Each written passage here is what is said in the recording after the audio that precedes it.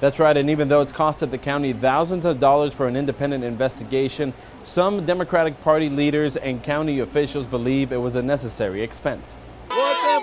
Since the end of the Hidalgo County primary elections in March, allegations of fraud by tampering the electronic voting machines began to surface. During the following months, 4 elections were contested by former candidates who lost their respective races. This prompted a judge to seize the machines and a grand jury to ask for an independent forensic investigation by a Chicago-based company, which has worked on the devices since May and concluded there was no fraud. I was not surprised because I stood my ground knowing that we had run a clean election, knowing that everything was run as it should be. During the past year, the Elections Department has run 16 contests while at the same time dealing with a heavy scrutiny of the investigation, causing some of the races to be delayed and for Ramon, damaging the reputation of her office. For me, it's justified because we can move forward now knowing that the report shows exactly what I was saying.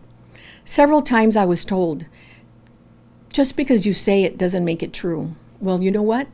Now, when I say it, it is true. What happened between the beginning and the end of this election contest? Each one of the litigations ended up getting dismissed by different judges for lack of evidence. Holding on to hope the forensic analysis would yield other results, the last case was tossed out just a day after the release of the report. Candidates don't like to lose by a big margin because that means that their campaigns were ineffective or they weren't that popular.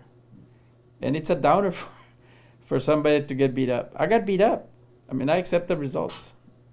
I didn't think we were going to find anything in the machines, but it was something that we had to do, and unfortunately, we spent a lot of money for nothing. After the grand jury's decision, Guerra proposed to pay for the investigation with funds collected from raids, which he said could have been avoided if it weren't for Republicans in Austin deciding to implement the electronic system. That is a sin that we're paying for that we did not create. This county created it in part because they took some money from the state to buy these stupid machines that don't have paper backup. I don't like these machines. I've never liked them, but I had to deal with them. Out of 800 machines, 169 were subject to investigation, costing the county $56,322 so far, with a cap of $110,000, something the Democratic Party laments but feels was necessary. And when you're at the beach and somebody whales shark, what's the inclination of us? What do you think of? And I think that's very analogous here.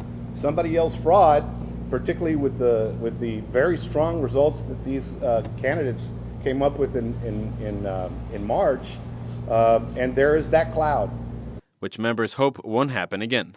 The Elections Department is looking to replace the current devices, and as soon as 2016, the county may have machines that are both electronic and can print a paper ballot. Reporting for Fox 2 News, I'm Oscar Margain.